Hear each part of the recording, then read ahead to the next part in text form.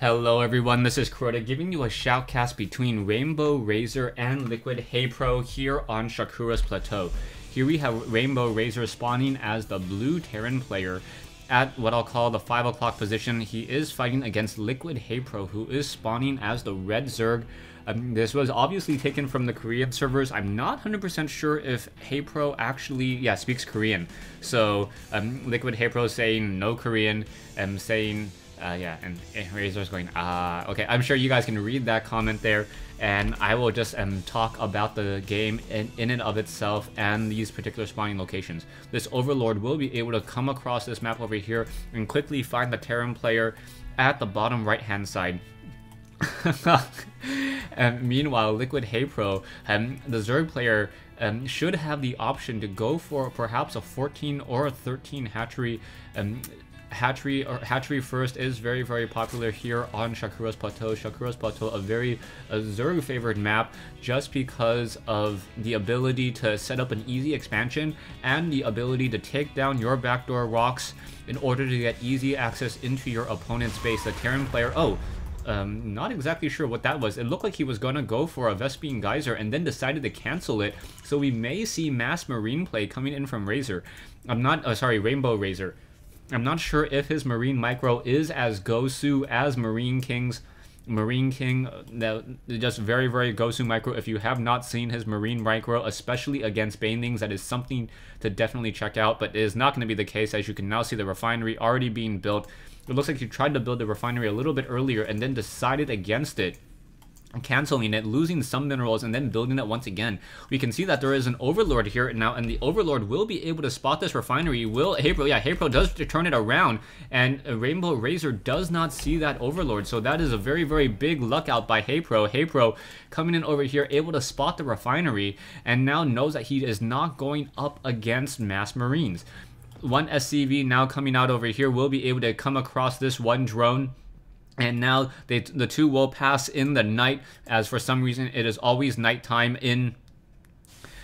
always in Shakuras Plateau. We do see one Marine now on its way out, able to just stand position, stand guard. That drone will not be able to come inside that base, but he does know the spawning location just because of this Overlord here. An SCV now quickly spotting this one hatchery on that low ground. And now an SCV gonna just wander around on the inside for a little bit of time. There is an extractor up, so HayPro opting to still go for gas, even though he did go for an early hatchery here, so his mineral economy will be a little bit weaker. As soon as he tries to train up some of those queens and train up some Zerglings, he will quickly find himself, very, very low on minerals, training up 2 queens at each of those locations. Marines now walking their way out. A drone now trying to get some damage onto that one SCV, and now this drone needs to grow up to be a spine crawler, otherwise those Marines would be able to come in. No, the Marines deciding not to fight there. There is one drone activating this Naga Watchtower, enabling sight and seeing these Marines there, and now the SCV is deciding to return back. Zerglings coming in to intercept that SCV once again. That one SCV will get taken down. Down it goes. And SCV will not be able to return back to the mineral line to mine more minerals. Here we now see a Hellion being trained up. And interestingly enough, we do see a factory and a barracks, but none of them have tech labs. With the second refinery coming into play, I expect a starport momentarily, and we may get some Banshees, which would be a very decent move here, unless HayPro gets a lot of queens. HayPro now currently just power droning, getting a lot of drones at both of these locations, still using that spawn larva ability, and now starting that metabolic boost.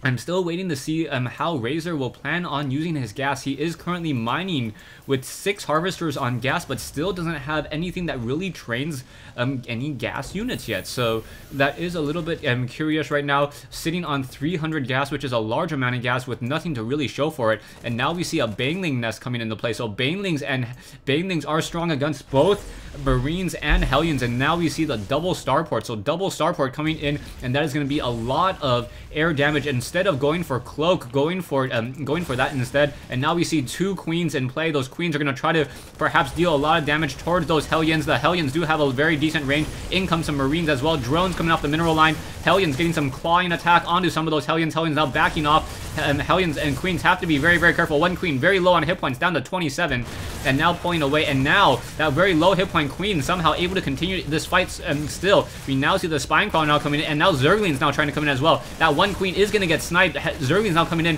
One Queen is taken down, and those drones now trapping those Marines in place as that Spine Crawler should be coming online in just a second. There we go.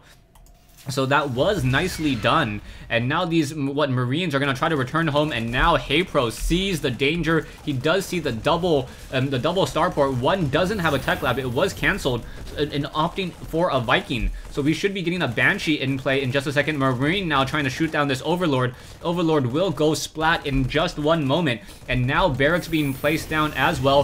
Very, very smart build indeed, making it very difficult. Actually, I believe there's actually enough room right here in order for Banelings to do a Baneling bust. Banshee and Viking is now out. The Viking doesn't have anything to kill, as I believe the Marine got the kill. Yeah, the Marine was able to take down that Overlord, and now Viking going to go on the hunt for some Overlords. There are a decent number of Overlords in the air. HayPro currently already supply locked, and now we see the Seeker. Oh, sorry, I was gonna say the Seeker missile being researched, and that would be an absolute wonder, as I've never seen the Seeker missile used in high-level play ever since the beta. Viking now going to start hunting those Overlords. Overlord now going to take some damage. The Viking has very, very far range. The Queen does have decent range as well, but that Viking should be able to shoot down this Overlord with little to no issue whatsoever. Down it goes. And now that Viking could go on the hunt once again. We now see a Banshee joining in on this little engagement here, and that Banshee will not be able to 2v1 any of these Queens. We are taking the tier 2. There is a Queen down over here and training up another Queen.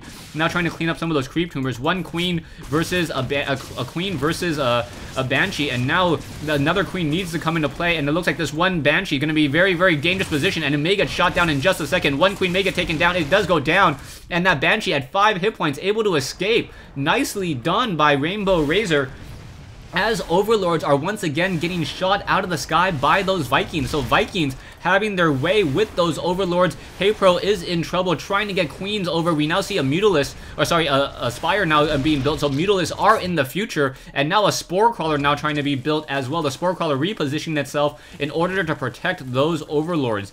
And a lot of Overlords have been lost already. Taking a look at the units or the resources lost, 1,400 versus 700 so far. But the harvesting count shows also the same story. Rainbow Razor with that mule able to mine 1,000 minerals a minute. Marines now trying to take down these backdoor rocks. There is an SCV also repairing that Banshee as well. Siege tanks also joining in on this attack as well. Siege tech being researched, and that siege tech will help out significantly. And we are now getting the Seeker missile upgrade. So Rainbow Razor opting to go for that Seeker missile upgrade. That is not something which is commonly used at all. A Zergling now perhaps going to try to test this front door. There are a lot of Marines over here, and now also double racks here. One tech lab stim pack has been researched, and now in comes the push. We have currently one Banshee in the air, in addition to a lot of Marines on the ground trying to take down these rocks. Those rocks do have a base 3 armor, making it very, very difficult. And now, are we going to get a simple elevator drop? No, we're not exactly sure why those units moved out. They were just probably air units, not realizing that they could actually get inside that base there.